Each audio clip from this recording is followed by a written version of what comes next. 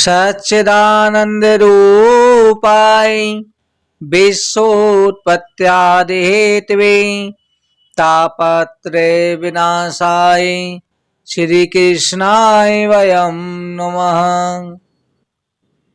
श्री राधे मेरी स्वामिनी मैं राधे को दास जन्म जन्म मोहि दीजियो श्री वृंदावनवास। श्री सूजी महाराज कहते हैं कि ऋषिवरों, सर्वत्र परमात्मा के दर्शन करने की आदत डालिए। आपकी दृष्टि आपके भीतर ही परमात्मा को दिखाई देवे। सर परमात्मा है। आपके भीतर कौन है? तभी तो कहा जाता है गोपी बाल कृष्ण के दर्शन करने के लिए जाती हैं, यशोदा मैया के घर जाती हैं, पर जब प्रेम बढ़ने लगता है तो जहां जहां दृष्टि जाती है उन्हें श्री कृष्ण दिखाई देते हैं। भगवान में मन गोपी देह ज्ञान सब भूल जाती हैं। तब गोपी को भीतर श्री कृष्ण दिखाई पाते हैं। तभी तो गोपियां कहती हैं, लाली देखन में गई मैं भी हो गई लाल। लाली मेरे लाल की जित देखूं उत लाल, लाली देखन में गई मैं भी हो गई लाल। जहां भी परमात्मा श्री कृष्ण को देखती हैं उन्हें हर जगह श्री कृष्ण दिखाई देते हैं। जब तक देह का ज्ञान है, शरीर का ज्ञान है, परमात्मा दिखाई नहीं देते। देवताओं के दर्शन करने ही तो देह के ज्ञान को भूल जाइए। जिसको याद रहता है कि मैं पति हूं, मैं पत्नी हूं, मैं पुरुष हूं, मैं स्त्री हूं, वो परमात्मा के दर्शन कभी नहीं कर सकता। उसे परमात्मा के दर्शन ठीक से नहीं होते। परमात्मा की भक्ति करते हुए देह का ज्ञान भूलता है, उसे भीतर परमात्मा के दर्शन होते हैं। आत्म स्वरूप में परमात्मा के दर्शन को ही अपरोक्ष दर्शन कहते हैं। भागवत के प्रधान वक्ता आदि नारायण परमात्मा हैं। सृष्टि के आरंभ में प्रभु ने ये कथा ब्रह्मा जी को सुनाई है। ब्रह्मा जी ने इन ज्ञान को नारद जी को दिया। नारद जी ने ये कथा व्यास महर्षि को सुनाई। व्यास ने सुखदेव जी को सुनाई। सुखदेव ने राजा परीक्षित को सुनाई। ये भागवत गीता, भागवत कथा, गर्भ गीता भागवत का ही रहस्य है। भगवान को दया आ गई कि ये जीव मेरे दर्शन करेगा तभी उसके दुखों का अंत आएगा। धन से आपको सुख मिलेगा, धन से दुख का अंत नहीं आएगा। धन से सुख मिल सकता है परंतु मन को शांति नहीं मिलती। जिसके पास धन है वो भले ही सुख भोग ले परंतु उसे दुख तो भोगना ही पड़ेगा। परमात्मा जो अतिशय प्रेम करता है, परमात्मा के वही दर्शन करता है। इसलिए प्रभु ने कृपा करके अपने दर्शन के लिए जो सरल साधन दिखाया है उसे भगवान की भागवत कहते हैं।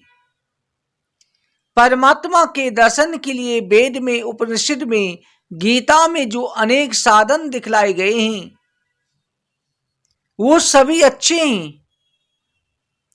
पर व्यास जी को लगा कि उपनिषद में, ब्रह्म सूत्र में मार्गदर्शन किया गया है परंतु कलयुग के लोगों के लिए उपयोगी नहीं हो सकता। उपनिषद में परमात्मा के दर्शन के लिए विशेष आज्ञा दी गई है। वो आज्ञा सर्वस्व त्याग करने की है। उपनिषद में कहा गया है ना कर्मणा ना प्रज्ञाधनेन त्यागने के नाम तत्व मानसु। कर्म से मुक्ति नहीं मिल सकती, पुत्र से मुक्ति नहीं मिल सकती, धन से भी मुक्ति नहीं मिल सकती।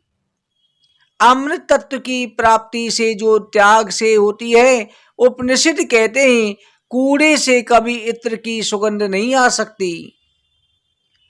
प्रवृत्ति से राग द्वेष बना रहता है, विकार वासना और ममता भी बनी रहती है, समभाव नहीं रहता। जीव विचरता है, ये सज्जन है, ये दुर्जन है, ये बालक है, ये वृद्ध है। प्रवृत्ति में आने जन अनजाने में, जाने अनजाने में विषमता आती है। जहां विषमता है वहां समता नहीं है। इसलिए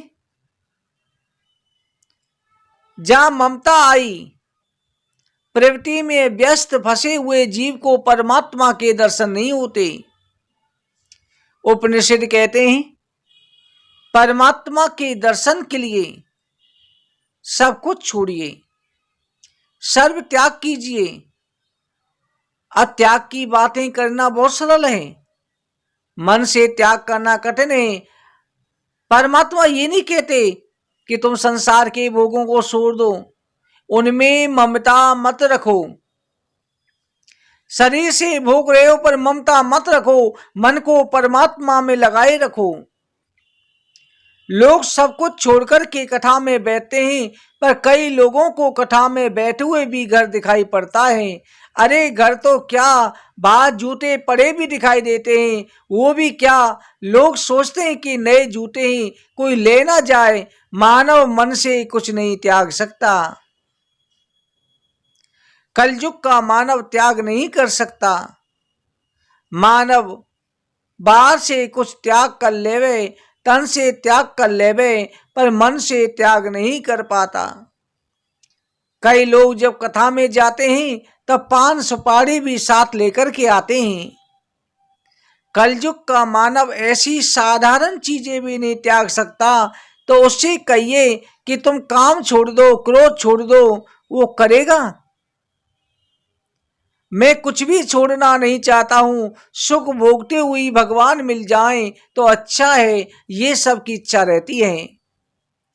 उपनिषद कहते हैं भगवान को प्राप्त करना चाहते हो तो भोग छोड़ दो, भोग का त्याग कीजिए, कभी भगवान मिलेंगे नहीं। भोग का त्याग करने पर जो मन से भोग का त्याग कर देता है तभी परमात्मा मिलते हैं। कलयुग का मानव सब कुछ इकट्ठा करता है पर कुछ भी छोड़ता नहीं है। अब एक जगह ही बात है, एक भाई मुझसे कह रहे महाराज आप छोड़ने की बातें ना करिए, मुझे कुछ छोड़ना नहीं है। बिना छोड़े हुए भगवान के दर्शन हो सके ऐसा कोई रास्ता दिखलाइए। मनुष्य कुछ छोड़ना ही नहीं चाहता। मनुष्य को भगवान चाहिए पर संसार के भोग छोड़ना नहीं चाहता। भोग छोड़ते हुए मानव को भगवान मिल जाए तो बहुत अच्छा है। व्यास जी जानते थे कलयुग के मानव जीवन कैसा होगा।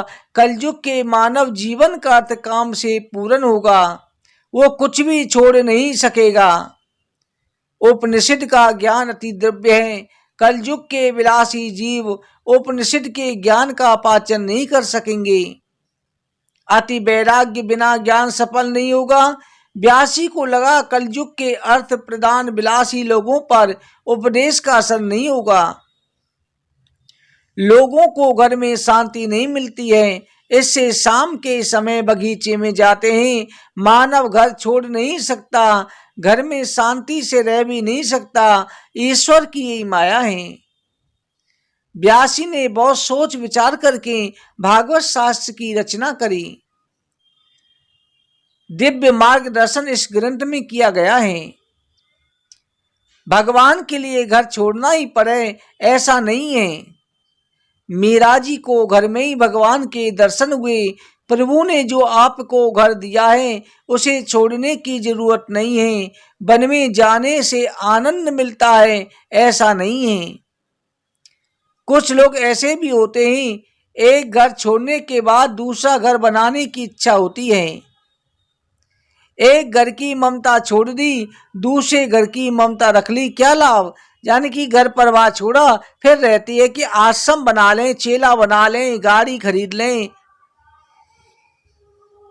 आप घर में रहते हैं, अच्छा ही है, घर में ही विवेक से रहिए, घर में ही सावधान होकर के रहिए। भागवत में ऐसा दिव्य मार्गदर्शन किया गया है। घर भले ही आप ना छोड़ें, पर घर परमात्मा का है, ऐसी भावना मन में रखिए। घर में रहने मात्र से पाप नहीं होता। जो ऐसा समझते हैं कि घर का स्वामी मैं हूं, ये मेरा है, जो घर का स्वामी बनकर के रहता है वो पाप करता है। जो ये समझता है कि घर मेरा है, उसे घर का जरा सा भी नुकसान हो तो दुख होता है। परंतु घर बेच देने पर ऐसा समाचार मिले कि मकान तो जलकर भस्म हो गया तो दुख नहीं होता, क्योंकि मकान की ममता दुख दे रही थी। जब घर बेच दिया, ममता खत्म हो गई। उसकी ममता धन में थी, पैसे बैंक में है, बैंक डूब गया तो दुख होगा। घर में रहना गलत नहीं है, पर स्वामी बनकर के रहना गलत है। घर के स्वामी तो ठाकुर जी हैं, श्री कृष्ण हैं, मेरे प्रभु ही इस घर के मालिक हैं, ऐसा मन में रखिए। प्रभु ने कृपा करके सब दिया है। जीव तो तन का स्वामी भी नहीं है, वो धन का स्वामी कैसे हो सकता है। आज्ञा होने पर घर छोड़ना ही पड़ता है। जीव तन का स्वामी नहीं है, वो धन का स्वामी नहीं हो सकता। जीव लक्ष्मी पुत्र है, लक्ष्मी के स्वामी पति तो नारायण है। कई लोग भिखारी को घर के बाहर भी बैठने नहीं देते, कहते हैं आंगन मेरा है। अंतिम यात्रा में क्या इसे साथ ले जाना है। मनुष्य को वाणी का विवेक भी नहीं है। जो कोई कथा सुने, सत्संग करे, तो उसका विवेक जागृत होता है। ये घर भगवान का है, मेरा कुछ भी नहीं है। घर में सेवक बनकर रहूंगा, जो कुछ भी है भगवान का है। प्रभु ने अनुग्रह करा है, मुझे सब कुछ दिया है, ये सब प्रभु का है, ऐसा मान करके कृष्णर्पण वृत्ति से विवेक से उपयोग कीजिए।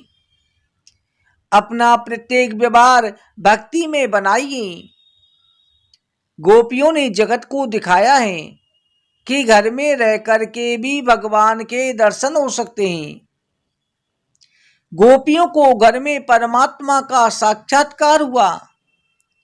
घर में रहना पाप नहीं है, पर घर को मन में रखना पाप है। घर में रहिए पर विवेक से रहिए। मेरा सच्चा घर अलग है, ऐसा मानकर के रहिए।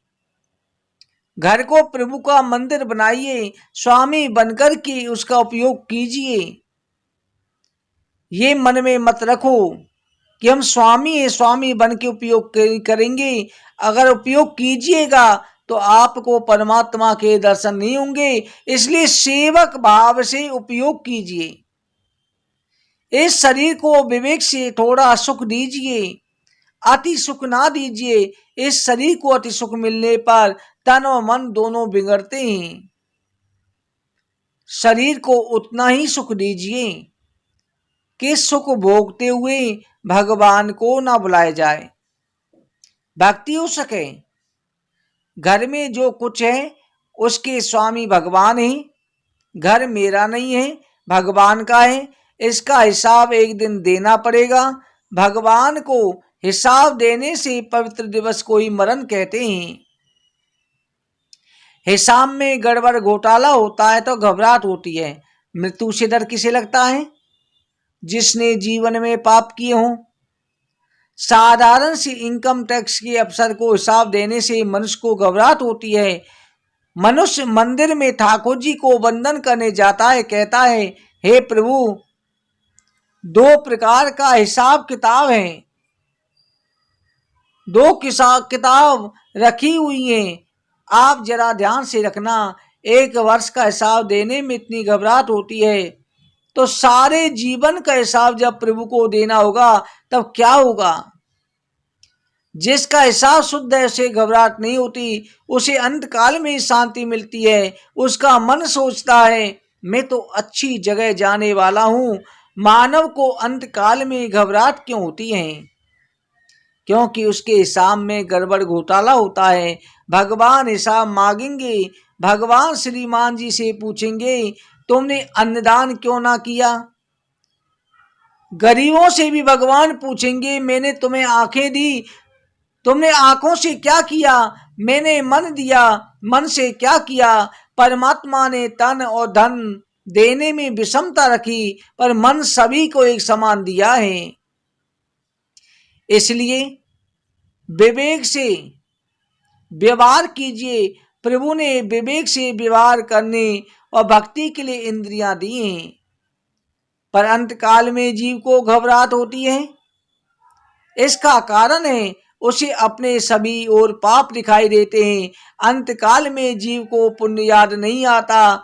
कभी किसी को पुण्य याद आ जाए तो एक बार द्वारका गया था, मैंने द्वारका नाथ जी के दर्शन किए थे, मैंने भगवान के चरणों में तुलसी समर्पित की थी, इसकी नाव पार लग जाए।